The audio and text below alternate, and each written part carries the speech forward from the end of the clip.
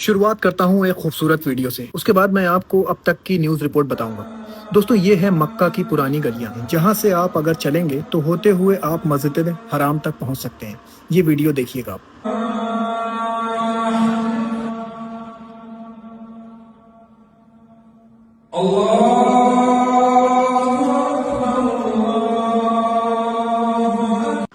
दोस्तों, अमेरिका को फिर आज एक बड़ा नुकसान हो गया। अमेरिका का एक और वॉरशिप जिसका नाम है आइजनहोवर, उसमें भी बताया जा रहा है कि आग लग गई है और इस आग लगने की वजह से 3 सेलर जो है वो घायल भी हो गए हैं।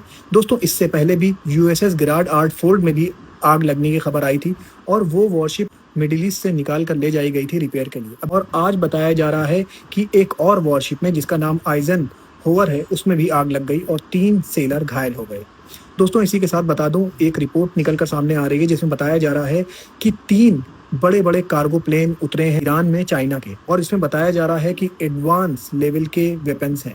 दोस्तों, इसी के साथ मैं बता दूं, अमेरिका ने चाइना के लिए जो अपना ब्लॉकेट था, जो उसने स्ट्रेट ऑफ हॉर्मुज़ ब्लॉक कर रखा है, सिर्फ इस वजह से खोला था क्योंकि डोनाल्ड ट्रंप ने कहा था कि मैंने चाइना से बात कर लिया है और चाइना वेपन्स नहीं देगा। और चाइना ने भी कह दिया था कि हम कोई वेपन्स नहीं दे रहे हैं ईरान को, और ना ही किसी कंट्री को हम वेपन देते हैं जंग के दौरान। लेकिन दोस्तों, अगर चाइना ने वेपन दिया होगा तो ये बात साफ है, चाइना ने डोनाल्ड ट्रंप की बात को सीरियसली बिल्कुल भी नहीं लिया। तो बताया जा रहा है चाइना एक एडवांस रडार सिस्टम भी देने वाला है ईरान को, जिसमें क्या होगा कि अगर कोई भी मिसाइल या फिर फाइटर जेट ईरान की टेरिटरी में आते हैं तो ईरान को पहले ही पता चल जाएगा ईरान के पास मिसाइल ताकत तो है ही, और उस मिसाइल ताकत से उस चीज़ को वो मीलों पहले ही डिस्ट्रॉय कर देगा ईरान में आने से पहले ही। देखिए दोस्तों, इसमें आगे क्या होता है। आज जब एक रिपोर्टर ने डोनाल्ड ट्रंप से पूछा कि क्या आपका गला खराब है, डोनाल्ड ट्रंप ने कहा कि हाँ, मेरा गला इसलिए खराब है क्योंकि मैं सुबह से ईरानियंस के ऊपर चिल्ला रहा हूँ, डील मैं ही कर रहा हूँ और मुझे पता है कि इन ईरानियन के साथ कैसे डील करी जाती है, इसलिए मैं चिल्ला चिल्ला के डील कर रहा हूँ, जिस वजह से मेरा गला खराब हो गया है। दोस्तों, ईरान की स्टेट मीडिया है IRNA, आज इसने एक वीडियो पोस्ट किया है जिसमें दिखाया जा रहा है कि पाकिस्तानी बच्चा अपने गेट के बाहर ईरान का झंडा लगाया हुआ है और पाकिस्तान का झंडा लगाया हुआ है। और ये वीडियो पोस्ट किया IRNA ने, जो ईरान की स्टेट मीडिया है।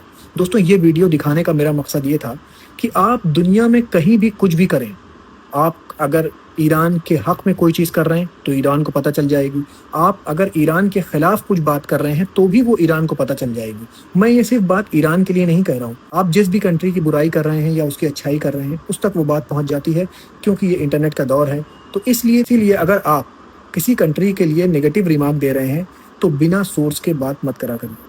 दोस्तों, लेबनान से एक बहुत अच्छी खबर आ रही है। बताया जा रहा है लेबनान के अंदर 10 दिन का सीज़फायर हो गया है और ये बात नेतन्याहू को भी बता दिया गया है कि 10 दिन तक लेबनान में कोई भी बमबारी नहीं होगी। दोस्तों, इसी के साथ लेबनान की सड़कों पर हिजबुल्लाह के सपोर्ट में एक बड़ी रैली देखी गई। लेकिन दोस्तों, इसके बावजूद सऊदन लेबनान में इजराइल के फौजियों ने काफ़ी ज़्यादा गोलाबारी करी है। दोस्तों, ये बिल्कुल वैसे ही पैटर्न है जैसा कि गाज़ा में था। डोनाल्ड ट्रंप आते थे, सीज फायर करते थे और पीछे से इजराइल लगातार बमबारी और गोलाबारी करता रहता था।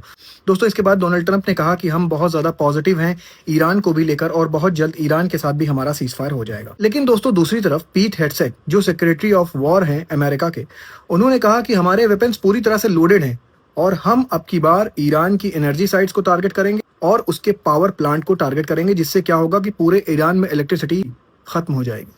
दोस्तों, एक तरफ तो डोनाल्ड ट्रंप सीज फायर की बात कर रहे हैं और दूसरी तरफ पीट हेगसेथ, जो सेक्रेटरी ऑफ वॉर हैं, वो ईरान पर हमले की बात कर रहे हैं। क्या दोस्तों दोनों में कोऑर्डिनेशन नहीं है? क्या डोनाल्ड ट्रंप जो बात करते हैं वो पीट हेगसेथ नहीं मानते हैं? क्योंकि दोस्तों, दोनों की बातों में बहुत ज़्यादा डिफरेंस है। दोस्तों, इसके बाद नेतन्याहू का भी बयान आता है। नेतन्याहू कहते हैं कि हमारी डोनाल्ड ट्रंप से बात हो गई है। डोनाल्ड ट्रंप ने कहा है कि जो स्ट्रेट ऑफ हॉर्मुज़ पर ब्लॉकेड लगा हुआ है वो ब्लॉकेड वैसे ही लगा रहेगा और ईरान के अंदर जो बची कुची न्यूक्लियर साइट्स है, हम बहुत जल्दी उसको भी तबाह कर देंगे और ईरान के अंदर से जो इनरिच यूरेनियम है वो भी निकाल कर लाएंगे। אני דיברתי עם הנשיא טראמפ עכשיו ביומיים האלה, והוא אמר לי שהוא נחוש בצורה אדירה להמשיך גם את המצור הימי וגם להביא לפירוק יכולת הגרעין של איראן. नेतन्याहू कुछ और कह रहे हैं, डोनाल्ड ट्रंप कुछ और कह रहे हैं, पीट हेगसेथ कुछ और कह रहे हैं। देखने वाली बात होगी क्या वाकई ये सीज फायर हो पाता है या ये भी एक फेल्ड टॉक रहती है। दोस्तों, अब मैं आपको बता दूं, आसिम मुनीर जो कि कोशिश कर रहे हैं ईरान और USA के बीच एक सीज फायर कराने की, उनका आज शुक्रिया अदा किया ईरान के प्रेसिडेंट मसूद पेजेश्कियान ने।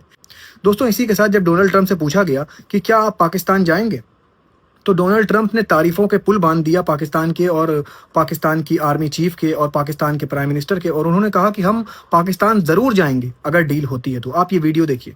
I would go to Pakistan, yeah. Pakistan has been great. They've been so good. Islamabad, I might go. Yeah, I might go. If the deal is signed in Islamabad, I might go. The field marshal has been great. The prime minister has been really great in Pakistan. So I might go. They want me. US Abraham Lincoln जो worship है America का, उस पर काम करने वाले एक marine ने कल अपने खाने की फोटो पोस्ट किया और साथ में लिखा कि ये देखिए, ये पेंटागन का $1 ट्रिलियन का बजट है। मैं आपको ये फोटो दिखा रहा हूँ, ये फोटो देखिए आप। आज जब पूरी दुनिया वॉर से परेशान है और अपने कंट्री के अंदर के अनरेस्ट से परेशान है, उसी दौरान चाइना सिर्फ अपनी डेवलपमेंट पर फोकस कर रहा है। दोस्तों मैं आपको ये वीडियो दिखा रहा हूँ, देखिए कैसे चाइना ने एक रेगिस्तान को एक हरे भरे मैदान में बदल दिया। दोस्तों चाइना लगातार इस पर काम कर रहा है और बताया जा रहा है कि आने वाले कुछ सालों में चाइना पूरा रेगिस्तान एक बहुत बड़े हरे मैदान में बदल देगा। दोस्तों इससे क्या होगा कि चाइना की एग्रीकल्चर जो इंडस्ट्री है उसको बहुत ज़्यादा बूस्ट मिलेगा। दोस्तों चाइना हर फील्ड में काम कर रहा है। पहले तो वो टेक्नोलॉजी में आगे बढ़ गया, अब उसके पास वेपन्स में भी वो किसी से पीछे नहीं है। हाइड्रोजन बम तक चाइना के पास है। चाइना के पास रोबोटिक टेक्नोलॉजी ऐसी है कि कहीं भी आपको ऐसी रोबोटिक टेक्नोलॉजी नहीं मिलेगी। चाइना के पास ऐसे ड्रोन्स हैं कि दुनिया में कहीं भी आपको ऐसे ड्रोन्स नहीं मिलेंगे। दोस्तों चाइना टेक्नोलॉजी में हर एक कंट्री से आगे होता जा रहा है और इसी के साथ साथ वो अपने खाने पीने का भी ध्यान रख रहा है। चाइना को पता है कि आने वाला दौर कैसा है, इसलिए चाइना अब क्या कर रहा है कि पूरे रेगिस्तान को एक ग्रीन फील्ड में बदल दे रहा है। और दोस्तों चाइना का ये मानना है कि अगर पूरी दुनिया में भी अनरेस्ट हो जाएगा तो चाइना एक ऐसी कंट्री होगा जहां पर वो लोग आराम से खाते पीते रहेंगे, अपनी टेक्नोलॉजी के बूते पर सर्वाइव भी कर लेंगे। दोस्तों ये वीडियोस देखिए जो मैं आपको दिखा रहा हूँ चाइना का, इससे आप बिल्कुल अमेज्ड हो जाएंगे कि कैसे चाइना पूरी तरह से डेडिकेटेड है। उसके यहाँ ना कोई सिविल वॉर है, ना वो किसी वॉर में इन्वॉल्व हो रहा है, बस उसने अपने डिफेंस को मजबूत करके रखा हुआ है और वो अपनी प्रोग्रेस पर काम कर रहा है। वहीं दूसरी तरफ बताया ये जा रहा है कि अमेरिका का डाउनफॉल आ गया है, क्योंकि बताया ये जा रहा है कि जब कोई बड़ी पावर फेल होती है, मतलब कि जैसे एक बहुत बड़ी पावर थी रोम, उसके बाद एक टाइम आया कि सल्तनत उस्मानिया बहुत बड़ी पावर थी, वक्त आया यूनाइटेड किंगडम का, वो भी बहुत बड़ी पावर थी। अब दौर है यूनाइटेड स्टेट ऑफ अमेरिका का।